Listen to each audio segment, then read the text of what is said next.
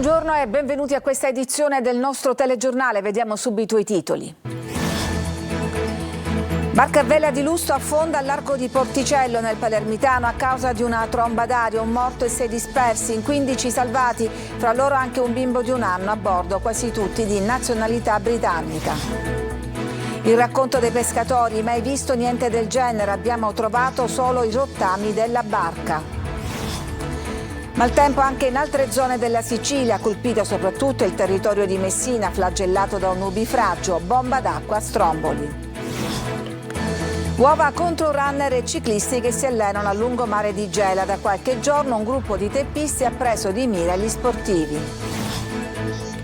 Catania al via il piano di rimozione della cenere lavica con spazzatrici, punti mobili, isole ecologiche e la raccolta porta a porta.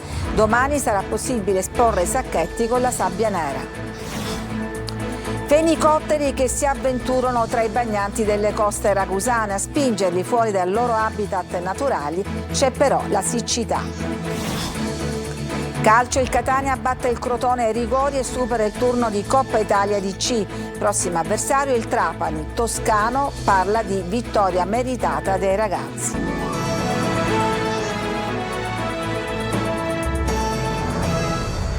Tragedia nella notte a Porticello, piccolo centro marittimo appena fuori Palermo. Un veliero di lusso è stato travolto da una tromba d'aria mentre era in rada. Pesante il bilancio, almeno un morto e 6 dispersi, 15 le persone tratte in salvo. Maglio viola.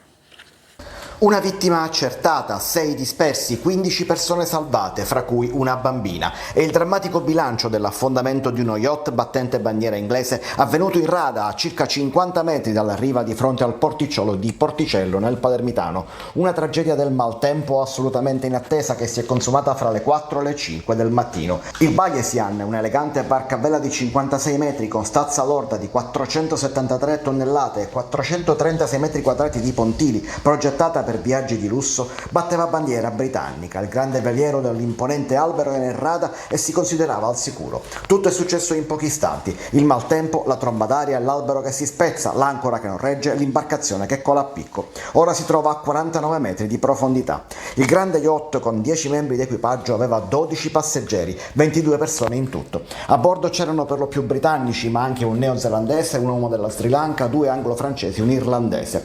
15 le persone tratte in salvo, fra loro una bimba e la sua mamma, che adesso si trovano all'ospedale dei bambini a Palermo. Il papà è stato trasportato all'ospedale civico, mentre altri 5 sono al punto territoriale di emergenza di Bagheria. Ancora 7 persone, come riferito dalla Protezione Civile cittadina, sono presso la Capitaneria di Porto di Porticello. Il comune di Bagheria, in sinergia con la Caritas cittadina, la Croce Rossa, la Protezione Civile e il comune di Santa Flavia, ha fornito ai 14 naufraghi abiti e supporto. È stata già allertata una struttura alberghiera, il Domina Zagarella, che ospiterà i superstiti appena saranno finiti i controlli medici. Continuano intanto le ricerche dei 6 dispersi, fra cui il cuoco dell'imbarcazione, mentre una vittima è stata recuperata nelle ultime ore. Le indagini sono affidate alla Capitaneria di Porto, che sta conducendo l'inchiesta coordinata dalla Procura di Termini Imerese. Sconvolti anche i pescatori di Porticello che avevano rinunciato alla battuta di pesca per il maltempo e che sono usciti poi per dare soccorso. Sentiamoli. Noi abbiamo deciso di non andare in pesca, siamo usciti solo per dare emergenza. Abbiamo visto il razzo da dentro il porto, a 700 metri dalla punta del porto, e siamo subito usciti dopo la perturbazione. E abbiamo trovato l'EPIM, che è un segnale di bordo dell'imbarcazione. L'imbarcazione non c'era più, abbiamo trovato cuscini, legno, cose dell'imbarcazione a galla. Ma del resto non abbiamo trovato nessuno noi. Abbiamo dato l'allarme in Capitaneria di Porto. Dopo 3 orette siamo rientrati. Abbiamo visto questo tornado forte, una cosa che qua non è successo mai. Era tutto bianco, una cosa incredibile. Insomma, è sceso, si è fatto secreto a Sant'Elia secondo noi. E poi è cambiato il peso d'acqua dal lungomare. È successo che la barca si è trovata al momento sbagliato, nel posto sbagliato al momento che è tornato questo tornado. I pescatori di Porticello aiutano sempre, sono sempre partecipi a tutto, hanno fatto in tutto, hanno trovato qualche zattera che hanno aperto loro. Mi dispiace per questa gente che si è trovato per divertimento in quei momenti brutti della sua vita. 10 anni fa mi è successo a mare a me con la mia barca. che a sua volta era sempre questa, perché poi non ci siamo andati più con mio fratello al mare. Siamo andati a Capozaffarone quando è quello della neve, l'abbiamo scampato a tributto. E ora è successo più forte ancora, questa è secondo me una cosa che qua non si è vista mai. In America, i piccoli tornati io li chiamo. E il maltempo ieri accolto con sollievo e gioia dai tanti che hanno commentato sui social invece ha fatto danno anche in diversi centri della Sicilia, ha colpito soprattutto il territorio di Messina, bomba d'acqua a Stromboli. Giusy Lazzara. In questa pizzeria di Brolo, in provincia di Messina, ieri sera la paura e l'acqua dappertutto. Scene di un ordinario allagamento, non è la prima volta, denunciano i proprietari sconfortati per l'ennesimo disastro. Anche fuori dal locale la situazione è d'allerta. E sempre a Brolo, in queste immagini di Meteo Milazzo, ancora danni. E dunque allagamenti, colate di fango, strade interrotte e abitazioni evacuate. Ieri notte il nubifragio ha colpito soprattutto nel messinese anche Naso e Gliaca di Piraino, dove in meno di 2 ore sono caduti 100 mm di acqua. Qui siamo sul versante occidentale con la tempesta che ha raggiunto Porticello e la sciagura in mare, ma che anche a terra ha fatto tremare. Bomba d'acqua a Stromboli già da ieri sera, con le strette vie diventate impraticabili per il fiume di detriti, fango, terriccio e pietre sceso a valle. Anche i torrenti sono in piena e rischiano di inondare, evacuata una struttura alberghiera. Sul fronte delle previsioni meteo, nelle prossime ore la circolazione depressionaria responsabile di instabilità, secondo 3B Meteo, si allontana favorendo l'ingresso di aria più secca con ampie schiarite. Sul litorale tirrenico domani cieli molto nuvolosi al mattino con deboli piogge, così anche sul litorale ionico cieli inizialmente poco nuvolosi con deboli piogge associate, schiarite in serata. In ripresa anche le temperature con l'arrivo dell'anticiclone africano. E a Catania con le prime piogge si ripresenta il problema dello sbarramento dei corsi d'acqua della zona industriale che potrebbero creare allagamenti. Il servizio. Cosa sono diventati questi corsi d'acqua, il Forcile e Arci, lo si vede dalla vegetazione galleggiante di Lemma, che fa da sensore per la presenza di sostanze inquinanti dovute alla mancanza di depuratori. A Catania si ripresenta puntuale, anche per le condizioni meteo che si avvicinano, l'atavica questione dello sbarramento dei canali nella zona industriale che sfociano alla Playa. Adesso l'11ª commissione consiliare, dopo un sopralluogo, chiede che ci siano controlli costanti e chiede anche lo sbarramento del Forcile, come già per l'Arci. Da sempre i 2 corsi d'acqua erano stati sbarrati a ridosso della stagione balneare, poi nel 2021 il Tribunale di Catania aveva stabilito il blocco solo per il canale Arci. Di sbarramento non ne vuol sentir parlare il professore Civelli, ordinario di idraulica agraria dell'Università di Catania, che chiede interventi più mirati. Ci sono interventi che non sono consentiti per legge e che sono tecnicamente sbagliati, in quanto potrebbero comportare gravi problemi di allagamento nelle zone a monte. In particolare il Forcile potrebbe comportare allagamenti nella zona dell'aeroporto di Catania e del villaggio Sant'Emilia dei Goretti, e lo sbarramento sul fosso d'Arci può anche comportare problemi di allagamento nella zona della industriale di Catania. E dire che di controlli non ne sono stati fatti, lo conferma l'ARPA, l'Agenzia regionale per l'ambiente, proprio quest'anno. Restano invece le carenze strutturali di sempre, con l'incompiuta rete fognaria di Catania e della zona industriale, con la mappatura degli scarichi autorizzati proprio in quest'area. Runner e ciclisti che si allenano sul lungomare di Gela da qualche giorno sono presi di mira da un gruppo di teppisti che tira addosso agli sportivi uova congelate. Gerry Italia. Da qualche giorno runner e ciclisti che quotidianamente si allenano sul lungomare Federico II di Gela convivono con la paura di rimanere vittime della banda dell'uovo, un gruppo di teppisti che a bordo di una Panda tira addosso agli sportivi uova congelate che di fatto si trasformano in pericolosissime pietre. Gli agguati sono avvenuti tutti più o meno in questa zona, quella appena al di sotto della discesa a Borsellino, tutte le prime ore del mattino, e la modalità è sempre la stessa: un'auto affianca il runner o il ciclista e viene lanciato l'uovo e poi l'auto corre via in direzione opposta. In pochi giorni sono state diverse le vittime della banda, tra loro anche il maratoneta pluripremiato Francesco Zito, colpito in un occhio. Il podista è stramazzato a terra sanguinante ed è stato trasferito all'ospedale Sant'Elia di Caltanissetta, dove gli hanno rimosso i frammenti d'uovo dall'occhio. Oggi è tornato ad allenarsi, ma porta ancora sul viso i segni dell'agguato. Stanno massacrando runner e anche ciclisti e anche donne, signore che sono con i cagnolini in giro per le strade di Gela. È una vergogna assoluta. Io spero che al più presto vengono presi. Tra le vittime anche Giuseppe Romano, ciclista, presidente della FIAB locale, colpito alla testa da un uovo congelato. Fortunatamente per lui aveva indosso il caschetto protettivo. Mi sono interrogato sul perché. Perché questi episodi? Perché così tanta cattiveria gratuita? Perché questa società continua in questa direzione? Sia Zito che Romano hanno presentato una denuncia ai carabinieri. Un'altra vittima dei raid della banda, a sua volta colpito, è riuscito a segnalare la targa della vettura direttamente alle forze dell'ordine. È probabile che chi ha agito verrà individuato a breve, anche grazie alle tante telecamere di videosorveglianza della zona, le cui immagini sono state acquisite dagli inquirenti. In pochi giorni, il 31 luglio e il 2 agosto scorsi, ha compiuto 2 rapine a uffici postali. Con queste accuse è stato fermato a Catania Francesco Barbera. La prima rapina è stata compiuta nell'ufficio postale di via Lavaggi, la seconda invece è stata portata a termine con le stesse modalità in quello di piazza Aldo Moro. Spazzatrici meccaniche, punti mobili, isole ecologiche e la raccolta porta a porta. Ecco il piano straordinario a Catania per la pulizia della cenere vulcanica. Della Barbagallo.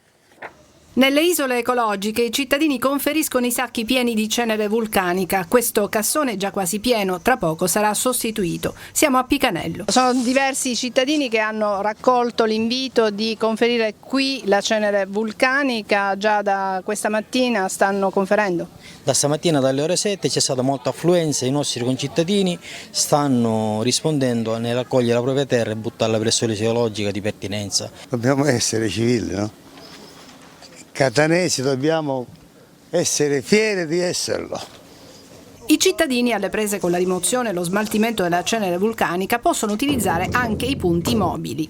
Nel quartiere di Canalicchio, in via Barletta, proprio accanto a piazza dei Vicere, uno dei tanti cassoni mobili che sono stati posizionati affinché i cittadini possano conferire proprio qui nel loro quartiere i sacchi con la cenere vulcanica. E c'è un'ulteriore agevolazione: ogni martedì sera, oltre alla carta e cartone, si possono depositare davanti alla propria abitazione i sacchi con la cenere vulcanica. Saranno prelevati il mercoledì mattina da Gema e Supereco. Intanto in città è scattato il piano straordinario di spazzamento meccanizzato della cenere, partendo da una larga zona del centro. Ci sono quartieri però che attendono da tempo, come Canalicchio. In lista di attesa ci sono via Domenico San Filippo, via Generali San Marzano e strade adiacenti. Lo sforzo organizzativo dell'amministrazione comunale per una città più pulita chiede collaborazione ai cittadini nel corretto smaltimento di cenere e rifiuti e nel rispettare i divieti di sosta. Un giovane di 27 anni, Rosario Pace di Comiso, è morto questa notte in un incidente stradale lungo la provinciale che da Comiso conduce a Santa Croce Camerina. Nello scontro tra 2 auto, poco dopo le 2 di notte, anche un'altra persona di 39 anni che si trovava al volante della Clio è rimasta ferita e si trova ricoverata in gravi condizioni all'ospedale Guzzardi di Vittoria. Ci fermiamo adesso, c'è una pausa per la pubblicità, torniamo tra poco con altre notizie.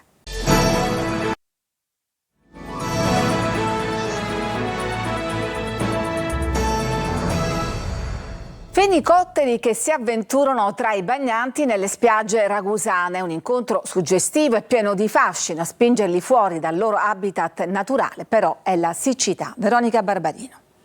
Da più di una settimana esemplari di fenicottero maggiore, non ancora del tipico colore rosa, sono stati filmati e fotografati dai bagnanti lungo le spiagge del litorale ibleo. Protetti e tutelati dallo Stato, sono giovani nati nelle riserve naturali della zona, che purtroppo a causa della siccità e degli incendi non riescono a sostentarsi e si rifugiano sul litorale marino in cerca di cibo. Tanta la voglia dei curiosi di interagire con i volatili a pochi passi da loro, ma essendo animali molto sensibili allo stress, l'OIPA invita a un consono comportamento. Il nostro avviso è sempre quello a lasciarli tranquilli, a non stressarli, a non seguirli, soprattutto a stare attento ai vostri figli, perché ci hanno segnalato insomma che inconsciamente, incautamente molti piccoli gli tiravano qualcosa, addirittura c'era chi gli dava pane. È dannoso. È importante sapere che l'OIPA va contattata soltanto in caso di animale ferito. Loro poi si adopereranno a trasferire l'animale negli appositi centri specializzati. Purtroppo ad oggi non c'è una vera e propria rete di immediato soccorso. Io spero per il prossimo anno di poter avere un numero verde con anche un veterinario reperibile, in modo da poter far sì che tutte le persone che ci segnalano abbiano delle risposte chiare ed esaurienti in merito, e soprattutto che l'animale in caso di emergenza possa avere uno staff che immediatamente lo possa recuperare. E siamo agli spettacoli, 2 serate sold out alla Villa Bellini di Catania per i Pooh, che con i loro grandi successi hanno infiammato il pubblico. Il servizio.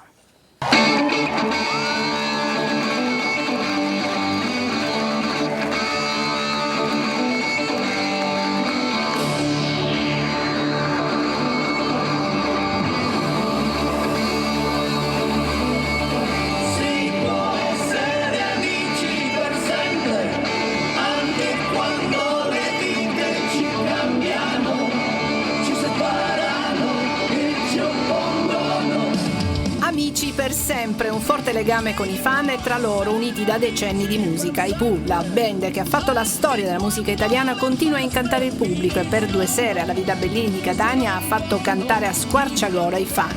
Inossidabili, hanno snocciolato i loro successi, da Piccolacchetti a Uomini Soli, da Tanta voglia di lei, hanno evocato ricordi indelebili.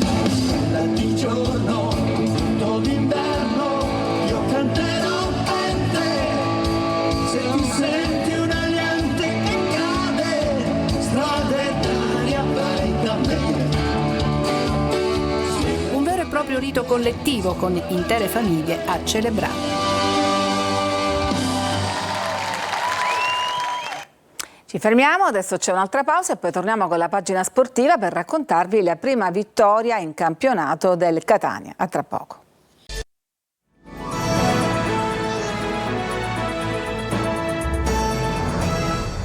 E siamo al calcio, il Catania vince con il Crotone in Coppa Italia DC e nel prossimo turno attende il Trapani. Per l'allenatore toscano è una vittoria meritata. Marco Carli.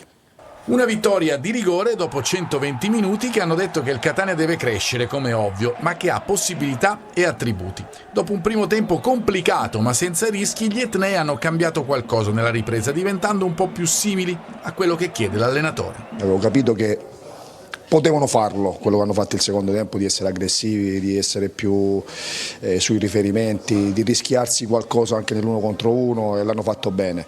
Il primo tempo siamo stati un pochettino timorosi, attendisti, anche se abbiamo subito poco. Buona la prima, davvero la prima in cui Toscano ha potuto schierare i nuovi acquisti. Oggi dovevo capire cosa è meglio fare con questa squadra, con questi ragazzi, per le caratteristiche, perché veramente di partite vere, ma anche in allenamento ne abbiamo fatte poco, e oggi mi hanno dato delle indicazioni su cui poter lavorare in futuro. Il rigore di Di Gennaro suggella il 7-6 finale in questo turno di Coppa. Nei regolamentari, inizio ripresa passa in vantaggio il Crotone con Gomez, ma Luperini, che impressiona positivamente già alla prima partita, pareggia. Nei supplementari calabresi pericolosi con 2 legni, ma alla fine la spunta il Catania. Agli ottavi etnei contro il Trapani al Massimino, e sabato è già campionato con i rossazzurri a Potenza contro il Sorrento. E il mercato è pronto a tenere banco per le prossime 2 settimane siciliane che devono completare la rosa. Francesco Triolo. La sconfitta di Brescia, l'infortunio di Gomis, i 2 fattori che incideranno sul mercato del Palermo negli ultimi giorni di agosto. Il DS De Santis si è messo al lavoro per trovare un sostituto del portiere. Si valutano Silvestri, Consigli e Costil, esperto francese che nella scorsa stagione ha indossato la maglia della Salernitana e al momento è svincolato. In difesa l'obiettivo è Federico Ceccherini del Verona, mentre servono sempre un altro attaccante e un esterno offensivo. In casa Catania è fatta per Adriano Montalto e Caleb Jimenez. I 2 calciatori sono ormai prossimi a vestire la maglia rossazzurra. In occasione della gara di Coppa contro il Crotone erano già presenti al Massimino sugli spalti. Jimenez rientra nell'affare che ha portato Teio alla Salernitana. Montalto, lo scorso anno alla Casertana, 12 gol in 27 presenze, va a rinforzare il reparto offensivo, dove Faggiano è vicino alla definizione con un altro attaccante, Mattia Finotto, classe 92, lo scorso anno uno dei protagonisti della promozione della Carrarese.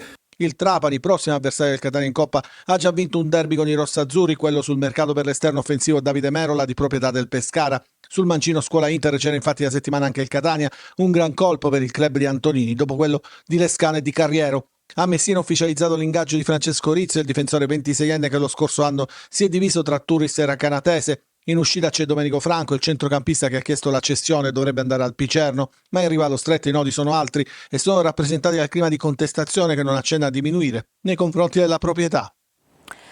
Ed è tutto per questa edizione, grazie per averci seguito, vi auguro un buon pomeriggio.